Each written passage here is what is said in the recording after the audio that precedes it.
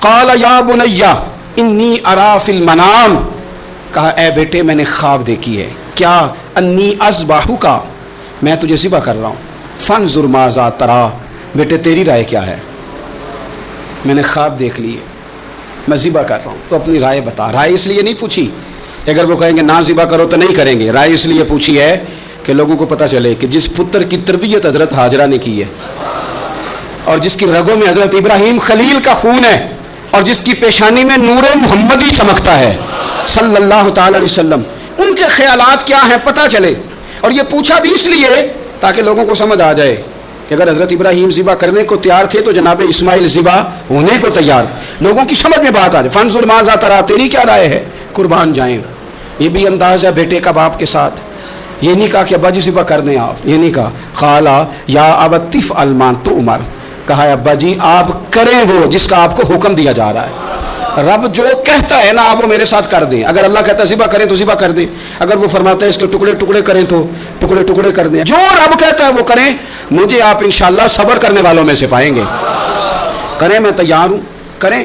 بیٹا ہے، سالوں کے بعد جناب ابراہیم نے دیکھا ہے، اب وہ اس عمر کو پہنچا ہے کہ وہ کام کرنے کے قابل ہوا، ساتھ چلنے کے قابل ہوا، حکم آ گیا۔ دیکھو ایک مشکل وہ ہوتی ہے کہ تبلیغ کرنی ہے کافروں کو، رستے میں مشکل آ گئی۔ ایک مشکل وہ تھی کہ کافروں سے لڑائی کرنی تھی تو رستے میں مشکل ہے۔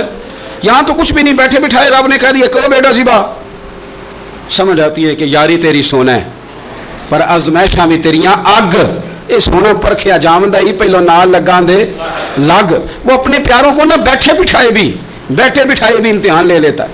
کہا میں تیار ہوں، مجھے صبر کرنے والوں میں پائیں گے۔ فلما اسلم وتلہ للجبین، اللہ فرماتے ہیں جب دونوں حکم ماننے کو تیار ہو گئے تو باپ نے بیٹے کو پیشانی کے بل لٹایا، شیطان بڑا سر پٹایا، دوڑا، میں نے تو گمراہ کرنا تھا آدم کی اولاد کو، یہ کیا بنا؟ اللہ کی رضا کے لیے بیٹا تک قربان کرنے کو تیار ہو گئے، دوڑ کے جناب ہاجرہ کے پاس گیا۔ پتہ ہے آج کیا ہونے لگا ہے؟ پتہ ہے جناب خلیل کہاں لے گئے ہیں جناب اسماعیل کو؟ کہنے لگی سیر و تفریح کے لیے گئے ہیں، یہی ہیں؟ کہنے لگی نہیں وہ تو ذبح کر دیں گے۔ جناب ہاجرہ کہنے لگی کبھی باپ نے بھی بیٹے ذبح کیے؟ کہا ان کا گمان ہے کہ رب کا حکم آیا ہے۔ فرمانے لگی تم مردود شیطان ہے، اللہ کے نبی کا گمان نہیں ہوتا، رب کے نبی کو وحی آیا کرتی ہے، دوڑ جائے ادھر سے۔ اگر میرے مالک نے میری گود کا پالا مانگا ہے تو ایک اسماعیل ہے، کاش میری گود میں ہزاروں ہوتے، میں ایک ایک کر کے سارے اپنے رب کے نام پہ قربان کر دے۔ دوڑ کے آیا جناب اسماعیل علیہ السلام۔ پتہ ہے آپ کے والد کہاں لے جا رہے ہیں؟ فرمایا یہیں سیر کے لیے۔ کہنے لگے نہیں، ان کو تو خواب آئی ہے، رب کا حکم آیا ہے، وہ تو ذبح کر دیں گے۔ تو فرمایا ٹھیک ہے، میرے والد ذبح کریں گے تو میں ذبح ہو جاؤں گا، آپ نے میری بات کو سمجھنا ہے۔ پھر حضرت ابراہیم کے رستے میں آیا، کہنے لگا اے ابراہیم حضرت جبریل تو آئے ہی نہیں، آپ کو تو حکم حضرت جبریل کے ذریعے آتا ہے، آپ خواب دیکھ کے بیٹا ذبح کریں گے؟ روڑے اٹھائے، کنکر اٹھائے، زور سے مارے، وہ دوسری جگہ آ گیا، پھر کنکر مارے، پھر تیسری جگہ آ گیا، پھر کنکر مارے۔ کیا دنیا میں یہ بھی انداز بھی ہے کہ روڑے مارے تو عبادت کا ثواب ملے؟ آپ میری بات کو سمجھنا یار، روڑے مارو، روڑے کون مارے؟ حاجی صاحب مارے، ایک دفعہ مارے، کہا نہیں 3 دفعہ مارو، 3 دن مارو، آؤ روڑے مارو۔ یا اللہ روڑے مارنا بھی عبادت ہے؟ پتھر مارے، کنکر مارے، فرمایا مارو نا، تمہیں پتہ نہیں نا کہ وہ ذائقہ کتنا ہے جب میرے خلیل نے میری خاطر روڑے مارے تھے، میری خاطر روڑے مارنا بھی عبادت قرار دے دیا۔ صحابہ نے پوچھا یا رسول اللہ یہ جو ہم کنکر مارتے ہیں جمرات کو، اس کا بھی ثواب ہے؟ فرمایا یہ تو تمہیں میزان عمل میں قیامت کے دن پتہ چلے گا نا اجر کتنا ہے، یہ تمہیں تب پتہ چلے گا۔ روڑے مارے حضرت ابراہیم خلیل نے۔ فلما اسلم وتلہ للجبین، دونوں تیار ہو گئے، باپ نے بیٹے کو پیشانی کے بل لٹایا۔ مفسرین کہتے ہیں خود کہا تھا جناب اسماعیل نے ابا جی سیدھا لٹا کے ذبح نہ کرنا، ہو سکتا ہے چہرہ دیکھیں تو آپ سے چھری نہ چلائی جا سکے، آنکھوں پہ پٹی باندھ لو، مجھے الٹا کر کے لٹا لو اور میرے ہاتھ پیر باندھ لو۔ بیٹے وہ کیوں؟ کہا آپ والد ہی نہیں پیغمبر بھی ہے، پیغمبر بھی جد الانبیاء ابو الانبیاء ابراہیم خلیل، ایسا نہ ہو کہ میں موت آتے وقت تڑپوں تو کچھ خون اڑے، تو میں اللہ کے نبی کی بے ادبی نہیں کرنا چاہتا، مجھے ذرا باندھ لے۔ باپ نے بیٹے کو باندھا، چھری پکڑ لی اور گردن پہ چلائی۔ فلما اسلم وتلہ للجبین، آپ کبھی مزہ تو لے ان آیتوں کا۔ دونوں تیار ہو گئے، باپ نے بیٹے کو گردن کے بل لٹا لیا۔ ونادیناہ ان یا ابراہیم، رب فرماتے ہیں ہم نے آواز دی اے ابراہیم، آپ کبھی دیکھیں کوئی بندہ کام کر رہا ہو تو پیچھے سے کوئی دیکھنے والا آواز، او ٹھہرنا ٹھہرنا ٹھہرنا ذرا مزہ لے، وَنَادَيْنَاهُ أَن يَا إِبْرَاهِيمُ، اللہ فرماتے ہیں ہم نے آواز دی، اے ابراہیم قد صدقت الرؤیا، آپ نے تو خواب سچ کر دکھایا ہے، اے ابراہیم آپ نے تو خواب سچ کر دکھایا، اِنَّا كَذَلِكَ نَجْزِي الْمُحْسِنِينَ، ہم اسی طرح نیکوں کو بدلہ دیتے ہیں، اِنَّ هَذَا لَهُوَ الْبَلَاءُ الْمُبِينُ، بے شک یہ بڑی آزمائش تھی، بے شک یہ کھلی آزمائش تھی۔ میں نے کہا تھا قرآن کی آیتوں کا بھی مزہ لیا کرے، یہ کھلی آزمائش تھی۔ جب آزمائش لینے والا کہتا ہے آزمائش کھلی تھی اور دینے والے نے سچ کر دکھائی، تو پھر حضرت ابراہیم کی شان دیکھی نا کتنی بلند ہے۔ لینے والا کہتا ہے آزمائش کھلی تھی، وَفَدَيْنَاهُ بِذِبْحٍ عَظِيمٍ، اور ہم نے انہیں بچا لیا فدیے میں عظیم ذبیحہ دے کر۔ اللہ نے نا پھر دمبا بھیجا جنت سے، حضرت ابراہیم نے چھری چلا دی تھی، روکی کوئی نہیں، چھری چلا دی، اور جب بری طرح ذبح ہو گیا تو آنکھیں کھولی تو آپ نے دیکھا کہ نیچے دمبا ذبح ہوا پڑا ہے اور جناب اسماعیل دور کھڑے مسکرا رہے ہیں۔ تو حضرت ابراہیم کی زبان سے نکلا اللہ اکبر، اللہ اکبر۔ آپ کی بات سن کے جناب اسماعیل بھی پکارے اللہ اکبر، اللہ اکبر۔ یہ لفظ سنے تو حضرت جبریل بولے، کہنے لگے لا الہ الا اللہ واللہ اکبر۔ جب انہوں نے یہ کہا تو حضرت سیدنا ابراہیم پھر بولے، کہنے لگے اللہ اکبر وللہ الحمد۔ اللہ کو یہ لفظ بھی بڑے پیارے آئے۔ فرمایا پڑھو نا 9 ذی الحج کی فجر سے لے کر 13 تک پڑھو نا ذرا سارے، اللہ اکبر اللہ اکبر، لا الہ الا اللہ واللہ اکبر، اللہ اکبر وللہ الحمد۔ فرمایا یہ پڑھتے رہو۔ انہوں نے پڑھے تھے مل کے تو مجھے بڑے پیارے لگے۔ فرمایا ہم نے انہیں بچا لیا ایک فدیہ، عظیم فدیہ دے کے، وَتَرَكْنَا عَلَيْهِ فِي الْآخِرِينَ، اور ہم نے ان کے ذکر کو چھوڑا ہے آنے والوں کے لیے۔ کیا لفظ ہے قرآن کے، قربان ہونے کو دل کرتا ہے۔ یہ بات بیان کر کے پتہ کیا فرمایا؟ رب نے فرمایا، رب نے فرمایا، خدا خود میر مجلس بود، رب کریم نے فرمایا، کیا فرمایا؟ فرمایا سلام علی ابراہیم، قربان جائیں، سلام علی ابراہیم۔ پھر 9 ذی الحج کو حج فرض ہوا۔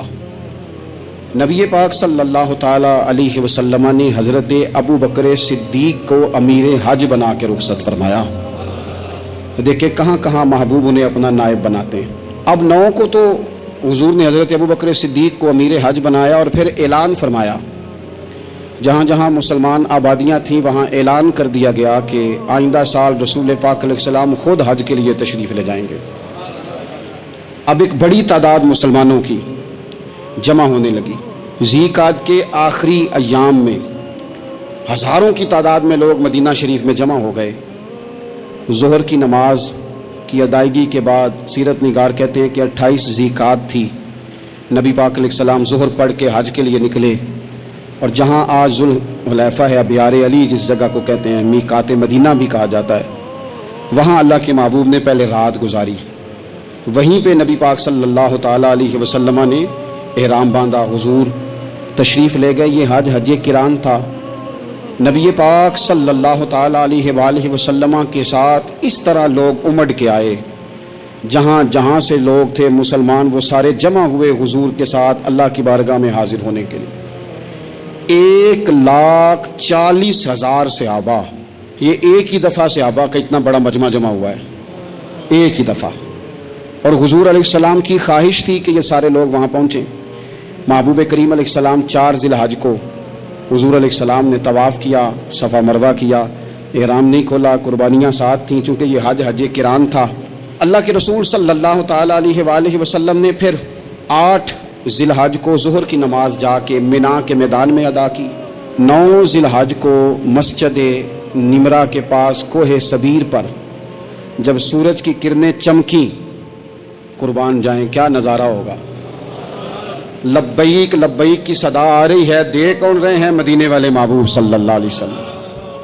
حضور اس لشکر حسن کو لے کر، اس نور بھرے قافلے کو لے کے، یہ کون ہے جو حضور کے ساتھ سارے نکلے ہیں؟ یہ کون ہے سارے؟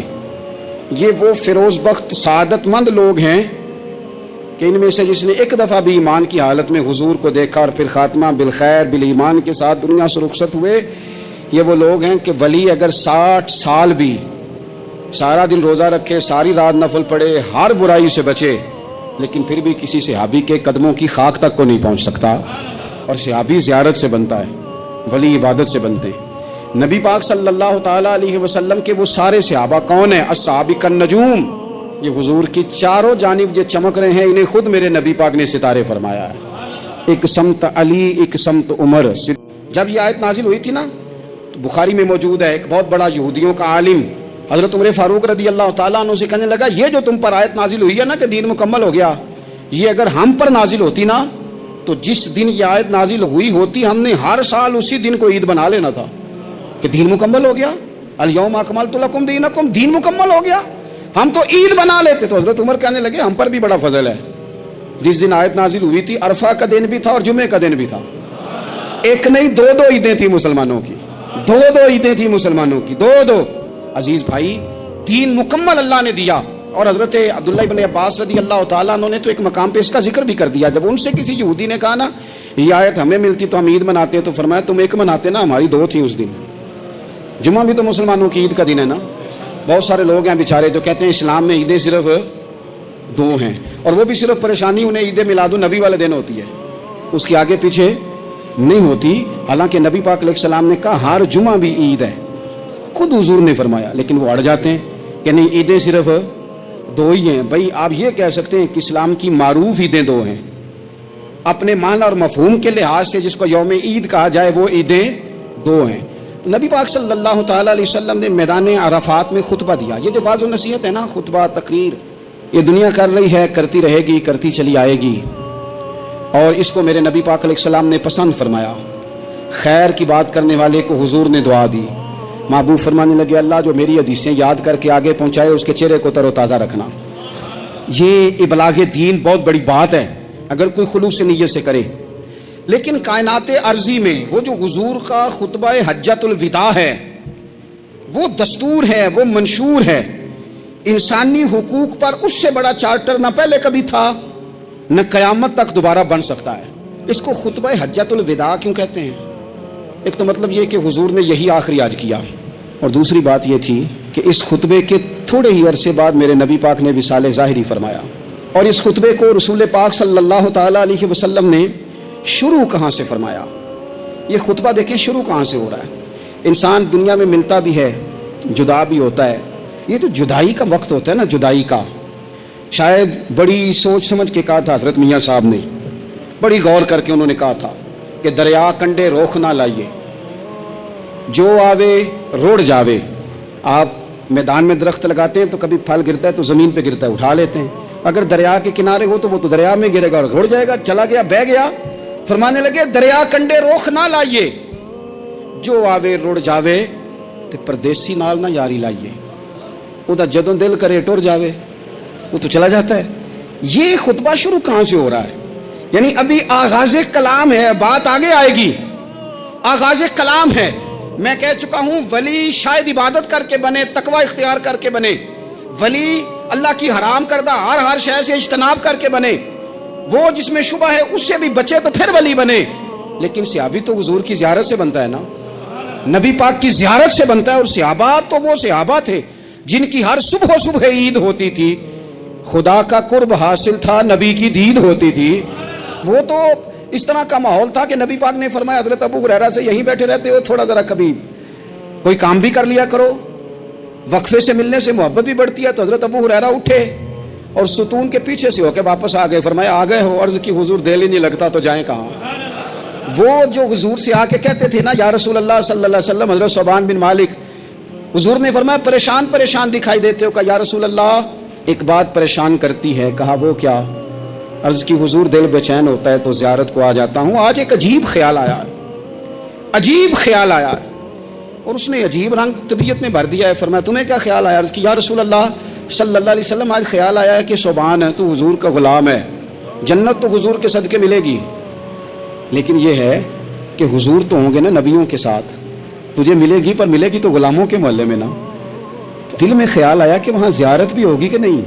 وہ جنت میرے کس کاری جتھے یار نظر نہ آوے، زیارت بھی ہوگی کہ نہیں. حضور کی بارگاہ میں جب حضرت صوبان نے عرض کی تو رب کریم نے فرمایا محبوب جو تیری اور تیرے رب کی اطاعت کرے نا، اولئک انعم اللہ علیہم من النبیین والصدیقین والشہداء والصالحین، فرمایا ان کو اللہ نبیوں کے، صدیقین کے، شہداء اور صالحین کے ساتھ ہی جنت میں اکٹھا فرمائے گا. وہ اکٹھے رہے. تو جن کو تو جنت میں بھی حضور کی زیارت کے بغیر چین نہیں تھا، ان کو حضور نے خطبہ حجۃ الوداع شروع کرتے وقت پہلا جملہ پتہ کیا کہا؟ حضور اونٹنی پہ ہیں، احرام باندھا ہوا ہے، 1,40,000 کم و بیش غلام سامنے کھڑے، عرفات کا میدان. محبوب فرمانے لگے پہلا جملہ.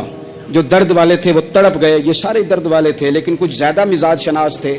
محبوب نے پہلا جملہ کہا. حضور فرمانے لگے لوگوں جس طرح آج اکٹھے ہوئے ہیں شاید اس کے بعد دوبارہ ہم اکٹھے نہ ہوں.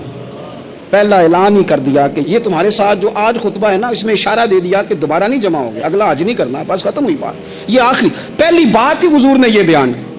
اب وہ اتنے دل نرم ہو گئے حضور کی بات سن کے، آنکھوں میں آنسو اس طرح آ گئے، طبیعت کا ملان اتنا بڑھ گیا کہ ہر ایک کا دل کشکول بن گیا. ہر طرف سے آہیں اور سسکیاں ہیں کہ حضور کے وہ جملے یوں صحابہ لے رہے تھے جب آپ سے کوئی کہہ دے کہ بھائی یہ وقت بس آخری ملاقات کا ہے، تو پھر انہوں نے وہ تو حضور کی ہر بات ہی توجہ سے سنتے تھے، پر یہاں جو انداز بن گیا وہ انوکھا بن گیا. فرمایا شاید دوبارہ ملاقات نہ ہو.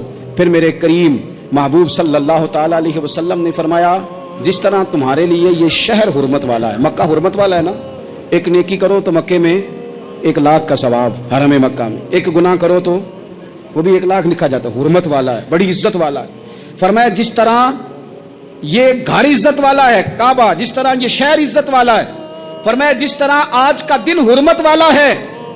مسلمانوں میں تمہیں بتا کے جا رہا ہوں، تمہیں سمجھا رہا ہوں، اسی طرح میں نے تم سب پر ایک دوسرے کے مال اور عزت کو حرمت والا کر دیا ہے. اور صحابہ کو نا حضور نے پہلے یہ سبق پورا حضور نے پوچھا، یہ بھی ذرا کمال ہے، یہ بخاری مسلم کی حدیث ہے.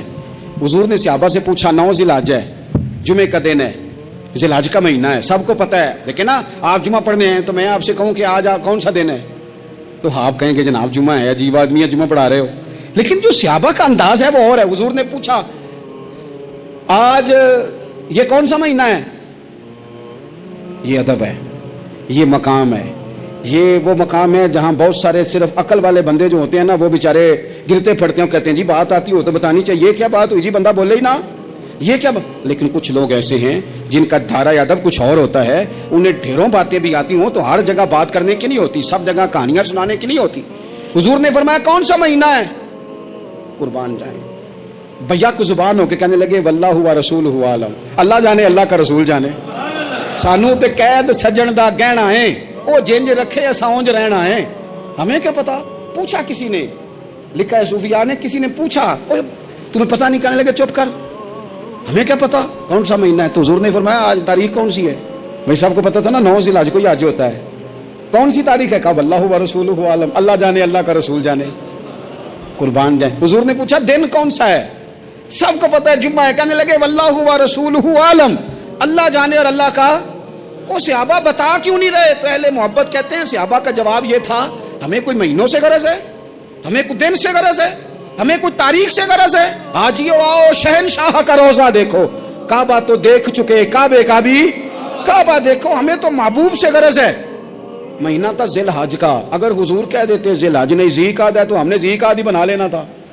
تاریخ تھی 9، اگر حضور فرما دیتے 11 ہے تو ہم نے 11 ہی بنا لینی تھی. دن تھا جمعے کا، اگر حضور کہتے پیر ہے تو ہمیں کیا لگے، ہمیں تو محبوب کی رضا چاہیے. آپ دیکھیں نا ایک صحابی کے ہاتھ ذرا لمبے تھے تو حضور نے فرمایا یا ذوالیدین، او لمبے ہاتھوں والے.